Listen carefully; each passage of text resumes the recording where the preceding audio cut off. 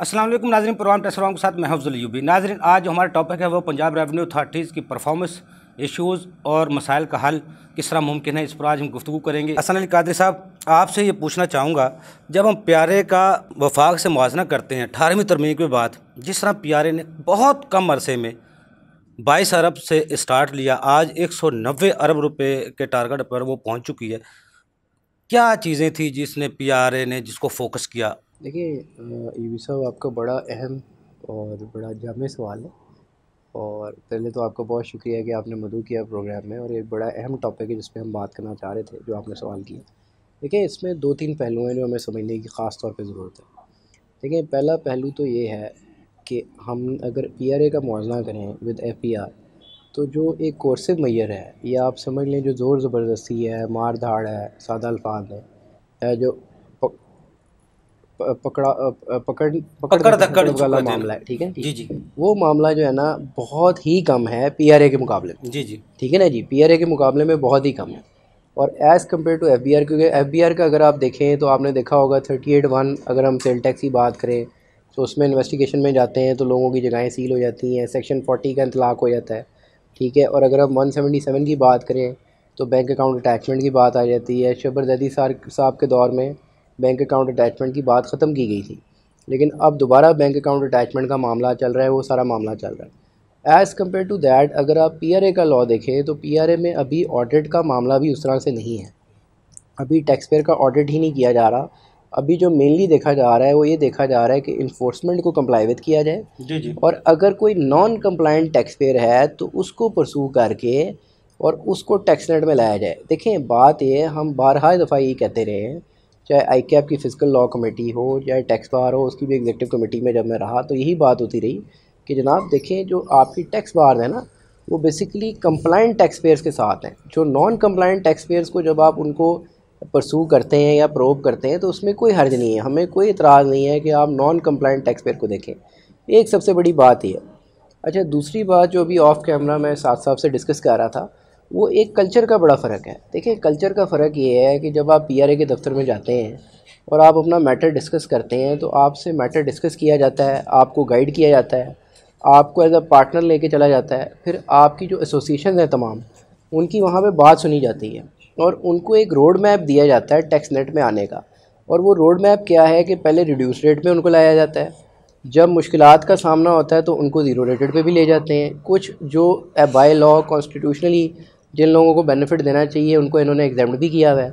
और on top of it, अगर आप देखें कि with the passage of time उनको टैक्स नेट में लाते हैं, और they have been very much successful in it. और एक और बात मैं आपको बताऊं, जो इनका कॉन्सेप्ट है, जो कि इन्होंने बड़े ही कामयाबी के साथ जिसको इम्प्लीमेंट किया है, उसको हम कहते हैं वर्टिकल ब्रॉडनिंग। देखें, वर्टिकल ब्रॉडनिंग क्या है कि एफबीआर जो है हर साल एक झंडा खड़ा कर देता है कि जी मैंने इतनी रिटर्नें जमा कराई। इनका तरीक़ेकार ऐसा नहीं है। ये देखते हैं कि टैक्स का पोटेंशियल कहाँ पे है, सही है। कौन से पोटेंशियल टैक्स पेयर्स हैं जो टैक्स दे सकते हैं, कौन से बड़े टैक्स पेयर्स हैं, कौन से ऐसे सेक्टर्स हैं जिनको टैक्स देना चाहिए, टैक्स जिनके बेस अंदर पे जोर टैक्स रखते देने हैं। की कैपेबिलिटी है। देखें, जी जी टैक्स बेस बनाने के लिए ना यूबी भाई, मैं आपको एक अर्ज़ करूँ, टैक्स बेस बनाने के लिए ज़रूरी ये है कि आपने देखना है कि किस टैक्स पेयर की कैपेबिलिटी है, पसली है टैक्स अदा करने की, और उसको जायज़ तो टैक्स कितना देना पे भी कर सकता चाहिए है वो? और जी कितना जी पे कर सकता है। एफबीआर ने इसके ऊपर प्रॉपर काम नहीं किया, जबकि उसके मुकाबले में पीआरए ने right from the first day, जब इफ्तिखार कुतुब साहब, अल्लाह ताला उनको ग़रीक़ रहमत करे, जब वो थे वहाँ पे, तो तब से लेके आज तक फोकस यही रहा है कि टैक्स बेस किस तरह बढ़ाई जाएगी, इस चीज़ पे गौर व फिक्र करके कि टैक्स कौन लोग दे सकते हैं और किन लोगों को ज़्यादा टैक्स देना चाहिए, और जो लोग टैक्स नहीं दे सकते उनको टैक्स में आने के लिए एक प्रॉपर रोड मैप दिया गया है। Road map. हसन अली कादरी साहब, जिस तरह अभी काशिफ साहब बता रहे थे, विद होल्डिंग में 30% वो वसूली हो रही है। ये विद होल्डिंग का कंसेप्ट तो बहुत पुराना भी हो चुका है, लेकिन विद होल्डिंग तो जब की जाती है ना, जब कोई इमरजेंसी मुल्क में आ जाए, कोई आफत आ जाए, जिस तरह एफबीआर ने शुरू किया था 1992 में, उसके बाद ये प्रॉपर होता गया, 85% पे पहुंच गया। आज पंजाब रेवेन्यू अथॉरिटी भी उसको फोकस कर रही है, 30% उससे टैक्स कलेक्शन हो रही है। आप इस कंसेप्ट को, विद होल्डिंग के कंसेप्ट को, जिस तरह पंजाब रेवेन्यू अथॉरिटी में ऑडिट भी नहीं होता, विद होल्डिंग को एजेंट्स को पकड़ने के लिए, उनको ऑडिट करने के लिए, आप समझते हैं कोई ज़रूरत है कोई इस किस्म की? हाँ जी, देखें यूवी साहब, इसमें ना जो आपका सवाल है उसका जो एक बुनियादी पहलू है ना, वो देखें एक बात पे जो है ना मुनसर करता है कि जैसे अभी मेरे दोस्त ने कहा कि देखें विद होल्डिंग के अंदर जो इनका जहन है ना और इनका जो माइंड सेट है वो FBR से बिल्कुल मुख्तलिफ है। ठीक है। देखें FBR जो है ना माज़रत के साथ वो ये कंसिडर करता है कि जी विद होल्डिंग एजेंट जो है खुदा ना खास्ता वो FBR का मुलाजिम है, ठीक है, या वो ड्यूटी बाउंड है कि वो बग़ैर कोई पैसे लिए FBR का काम करे, जो कि FBR का काम है लोगों से टैक्स कलेक्ट करना, ठीक है। ठीक है। और वो इसको कंसिडर करते हुए उनको पेनल्टी भी लगाता है, ठीक है, उनको रेप्रिमांड भी करता है। उनकी विद होल्डिंग के हवाले से बड़ी हैवी पेनल्टी भी लगती हैं जो आपको पता है, जिसके ऊपर एक केस लॉ भी आया जी जी कि जी अगर मैनेजरी आप इस्टेब्लिश नहीं कर सकते तो आप किसी को डिफ़ॉल्ट पे नहीं रख सकते। देखें इनका कॉन्सेप्ट डिफरेंट है, ये टैक्स पेयर को एज अ पार्टनर लेके चलते हैं, ये टैक्स पेयर को अपना दोस्त मानते हैं। देखिए ना वो विद होल्डिंग एजेंट उनको अवेयरनेस भी देते हैं, बेसिकली अवेयरनेस भी दे रहे हैं, वर्कशॉप भी कर रहे हैं। तो उनका माइंड ये है कि जनाब हम अप्रिशिएट करते हैं अपने विद होल्डिंग एजेंट को बिकॉज वो कंट्रीब्यूट कर रहा है हमारी रेवेन्यू जनरेशन में, ठीक है जी, इनका माइंडसेट ये है। तो हैविंग सेड दैट उनका मकसद ये है कि जब वो कंट्रीब्यूट कर रहा है तो हमें क्या ज़रूरत पड़ी है कि अगर मैं 30 से 35% या 40% जो आगे सोच रहे हैं कि वो टारगेट मैं विद होल्डिंग से अचीव कर रहा हूँ लोगों से, तो वाई शुड आई गो कि जी मैं जो हूँ लोगों को कहूँगे पकड़ दकड़ करें, उनसे जनाब उनको नोटिस इशू करें या उनको पेनल्टी लगाई जाए। जी जी। और एक और पहलू यहाँ पे एक और भी काबिल गौर है कि आप ये देखें कि विद होल्डिंग में फ़र्क क्या है यहाँ की विद होल्डिंग में और वहाँ की विद होल्डिंग में। वहाँ क्या है कि आपने विद होल्डिंग के बेतहा सेक्शन बना दिए इनकम टैक्स ऑर्डिनेंस, ठीक है। यहाँ पे ये क्या कह रहे हैं कि ये कह रहे हैं हाँ जी जो अनडॉक्यूमेंटेड सेक्टर है वो विद होल्डिंग करेगा। जैसे उन्होंने फरमाया है कि जी हमने कहा जी जो एक्टिव टैक्स पेयर है उसके ऊपर विद होल्डिंग एग्जाम्प्ट है, बाकी जो मामलात हैं जो डॉक्यूमेंटेड सेक्टर है उस पर विद होल्डिंग एग्जाम्प्ट है। तो ये विद होल्डिंग के हवाले से डॉक्यूमेंटेड सेक्टर के लिए प्रॉब्लम क्रिएट नहीं कर, लेकिन यहाँ 100% है, नहीं वो बिल्कुल ठीक है। देखिए वो बात आपकी सही है, वो बात आपकी सही है कि 100% है, एक रेवेन्यू जनरेशन मैयर है। देखें उसमें क्या है अगेन कि अगर ये उसको 20% पे ले आते हैं तो इनका रेवेन्यू उतना जनरेट नहीं होगा। देखें इस बात को हम इस पर डिबेट कर सकते हैं कि 20% होना चाहिए, 100% नहीं होना चाहिए।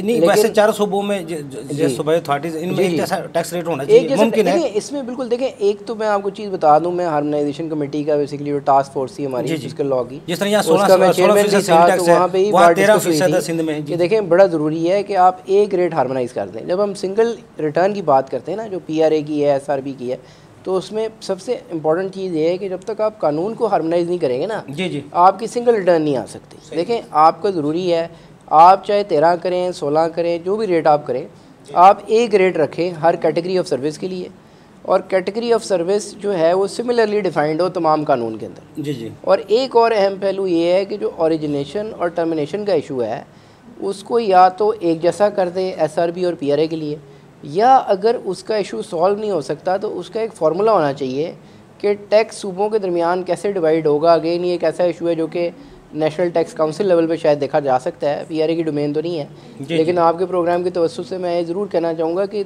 नाउ इज़ द टाइम कि इसको एड्रेस कर लें, क्योंकि माज़रत के साथ मेरा ख्याल है मेरे दोस्त एग्री करेंगे कि इसमें SRB का तो हो रहा है या नहीं हो रहा, लेकिन PRA का जो शेयर है उनका एक बड़ा वाज़े किस्म का नुकसान हो रहा है टैक्स का, सही है, जो कि देखने की ज़रूरत है। असल का साहब 18वीं तरमीम के बाद ये उम्मीद की जा रही थी वफाक की तरफ से 5-6% सूबाई अथॉरिटीज़ उसमें GDP में ग्रोथ में हमें फ़ायदा देंगी, हमारे साथ खड़ी होंगी, लेकिन ऐसा नहीं हुआ। उम्मीद उनकी जो वफाकी थी वो पूरी नहीं हो सकी, अभी तक 1% पे भी नहीं है।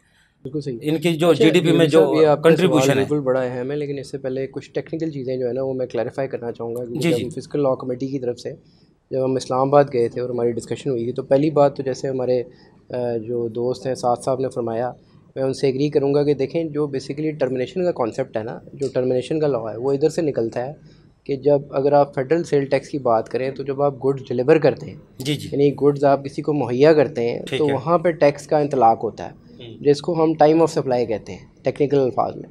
अब अगर हम प्रोविंशियल लेवल पे देखें तो प्रोविंशियल लेवल पे ये है कि जब आप किसी को सर्विस डिलीवर करते हैं जी, यानी जो सर्विस है उस तक पहुंचाते हैं, तो फिर टैक्स का इंतलाक होना चाहिए, ना कि जब सर्विस शुरू होती है। तो देखा जाए तो मेरी नज़र के मुताबिक ये SRB के लेवल पे नेशनल टैक्स काउंसिल को अपना रोल प्ले करना चाहिए, और SRB जिस चीज़ पे कह रहा है ऑब्वियसली ये तो अपने लेवल पे नहीं कह सकते, लेकिन मैं बीइंग अ कंसल्टेंट ये बात करूँगा कि SRB जो कह रहा है वो बिल्कुल गलत है, और जो इंटरनेशनल कानून है या जो एक नॉर्मल अकाउंटिंग प्रिंसिपल्स हैं या टैक्सेशन के प्रिंसिपल्स हैं उसके बिल्कुल बरक्स है, और ऐसा नहीं होना चाहिए। जी दूसरी बात, एक और अहम बात मैं ये कहना चाहूँगा कि देखें, अगर आप इनका मुआवजा करना चाहते हैं ना, तो जहाँ तक इनकी इंटेग्रिटी की बात आती है, तो हमें इनका मुआवजा अगर करना चाहिए, सही मुआवजा, तो SCCP के साथ करना चाहिए। अच्छा, अब मैं नहीं, आपके वो तो सवाल की करप्शन तरफ के आता हवाले हूँ। से है जी ना, जी सर, देखो उसी वाले परफॉर्मेंस से। के हवाले से अब जी, हम कहते परफॉर्मेंस हैं इनकी जी। बड़ी ज़बरदस्त है। देखें, अगर आप अगर वो बात SCCP का करें, करना फिर परफॉर्मेंस सर मैं आपके जी इसी सवाल पे आ रहा हूँ ना। देखें, आप अगर लाइव देखें जी इस जी अथॉरिटी की, तो 2012 में पंजाब रेवेन्यू अथॉरिटी जो है वो वजूद में आती है, जी और अब हम 2022 में खड़े हुए हैं। तो पिछले 10 सालों में इन्होंने काफ़ी कुछ अचीव किया है।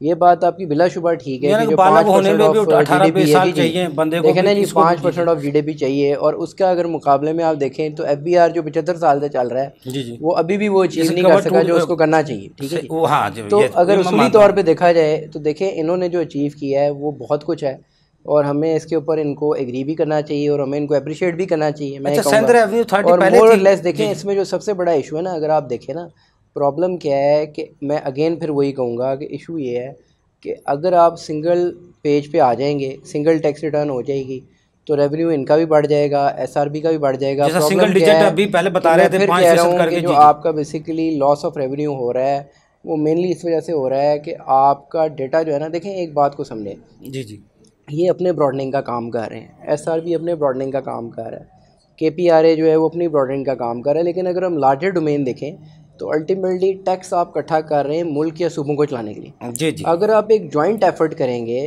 कंसिडरिंग कि हर एक का टैक्स जो रेलेवेंट शेयर है उसको मिले, तो उससे क्या होगा कि आपकी ब्रॉडनिंग ज़्यादा जो है उसके अंदर जो है बेहतरी आएगी, और जी आप जी ज़्यादा टैक्स पेयर्स को टैक्स नेट में ला सकेंगे। तो उसका एक जॉइंट एफर्ट करना चाहिए। लेकिन अगेन मैं फिर वही कहूँगा कि जो हमारी अच्छा हसन नेशनल साहब टैक्स जी काउंसिल जी है, उसको अगेन बाय लॉ, मैं एक बात आपको बताता चाहूँगा कि नेशनल टैक्स काउंसिल को भी हमने अभी तक अथॉरिटेटिव नहीं किया। अगर लीगैलिटी, जैसे आप PRA की चैलेंज कर रहे हैं ना, तो लीगैलिटी नेशनल टैक्स काउंसिल की भी किसी हद तक चैलेंजेबल है। सही है तो बात है कि जो नेशनल टैक्स काउंसिल है उसकी लीगैलिटी को साउंड करें, उसको ज़्यादा अथॉरिटेटिव करें, ठीक है, ताकि वो इन्फोर्स करवा सके उन लॉज को जिनके तहत प्रॉपर हार्मोनाइजेशन हो सके। अच्छा हसन अल कादर साहब, जिस तरह सिंध रेवेन्यू बोर्ड है जो, वो साल के आखिर में कोई छोटी मोटी एमनेस्टी देता है, ये आपको जुर्माने ख़त्म कर देंगे, ये ख़त्म कर देंगे, आप इतना टैक्स जो है असल वो जमा करवा दें।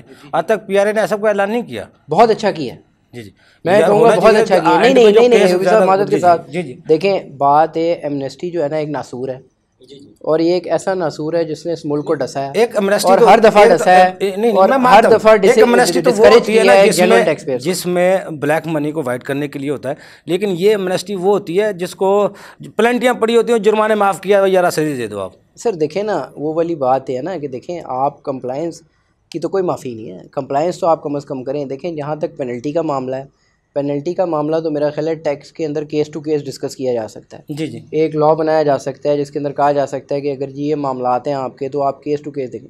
देखिए, मैं हमेशा से ख़िलाफ़ हूँ जनरल एमनेस्टी के। बिल्कुल सही कह रहे हैं। जनरल अच्छा एमनेस्टी आपको कभी भी नहीं करनी चाहिए। जनरल एमनेस्टी अगर आप करेंगे, तो फिर मैं अगला सवाल साद साहब से मेरा ये होगा कि साद साहब, जिस बंदे ने टाइमली रिटर्न फाइल की उसका क्या कसूर है, और जिस बंदे को आपने नोटिस इशू किया है कि नहीं भाई तुम्हारा एरिया सील कर देंगे, और आपने बाकियों को तो एमनेस्टी दे अच्छा दी, दूसरों को नहीं। पंजाब अगर ये कल्चर आप ले ये सेल आएंगे टैक्स यहाँ की पे, जो रिटर्न ये है। माजत के साथ SRB गलत कर रहा है। और हमें, मैं ऑन बोर्ड आपको कह रहा हूँ कि हमें कभी भी ना इस कल्चर के बारे में बात करनी चाहिए, क्योंकि मसला पता है क्या सर, मैं आपको एक चीज़ यहाँ पे अर्ज़ करूँ कि आप जब मार्जिन देते हैं ना पेनिट्रेट करने का, तो चीज़ जब पेनिट्रेट हो जाती है, तो अगर एक गलती पेनिट्रेट होती है तो वह एंड तक पेनिट्रेट होती है। आप एमनेस्टी लेके आएंगे, लेकिन एमनेस्टी के असरात उसी तरह होंगे जैसे वो नासूर FBR में बन चुका है, यहाँ भी वो उसी तरह नासूर बनेगा। अच्छा, जिस तरह FBR में रिटर्न जमा ना करवाने की 1 दिन की इतनी पेनल्टी है, विद होल्डिंग की स्टेटमेंट जमा ना करवाएं इतनी पेनल्टी है, वो वेल्थ स्टेटमेंट जमा ना करवाएं इतनी पेनल्टी है, PRA में भी कोई ऐसा है पेनल्टीज का सिस्टम? नहीं, PRA में देखें वो फ्लेक्सिबल है, एक तो पेनल्टी का सिस्टम नहीं है। PRA की जो सबसे अच्छी बात है वो क्या है कि वो टारगेट करते हैं नॉन कंप्लाइंट टैक्स पेयर को, जो जेन्युइन नॉन कंप्लायंस है। उन्होंने एक टाइम पीरियड रखा हुआ है कि ठीक है, एक नोटिस आपको सर्व किया, फिर दूसरा किया, फिर अगर बहुत ही ज़्यादा कोई नॉन कंप्लायंट है तो फिर उसको टारगेट करते हैं। यानी इन द फर्स्ट प्लेस ऐसा नहीं है कि जो एक माइंड सेट है ना माजत के साथ, जो हमने एक बना लिया था कि ये टैक्स पेयर जो है वो टैक्स फ्रॉड से रिलेटेड है, या खुदा ना खास्ता टैक्स पेयर को जो हम कहते हैं कि ये ना, या आपने करप्शन की हुई है, या एक माजत के साथ कुछ लोग कहते हैं जी हम रेवेन्यू ओरिएंटेड है, हमारे FBR के दोस्त हैं, वो माजत के साथ रेवेन्यू ओरिएंटेड नहीं है, वो यही माइंडसेट के साथ नेगेटिव के बैठे हुए हैं कि ये टैक्स पेयर खुदा ना खासा कोई चोर है। ठीक है ना, ये गलत है। आप अगर टैक्स पेयर को इस तरह कंसिडर करेंगे तो आप जो नेशन है और सिटीज़न जो हैं हमारे उनको डिसग्रेस कर रहे हैं। हाँ, अगर कोई गलती कर रहा है तो आपके पास लॉ है, आपके पास एडजुडिकेटिंग अथॉरिटी है, हमारे हाई कोर्ट्स हैं और हमारे हाई कोर्ट्स की क्रेडिबिलिटी है, तो यू कैन डू एवरीथिंग, ठीक है ना, बाय द लॉ। लेकिन एक जनरल पब्लिक को ऐसे कह देना कि जनाब आप गलत हैं, सरासर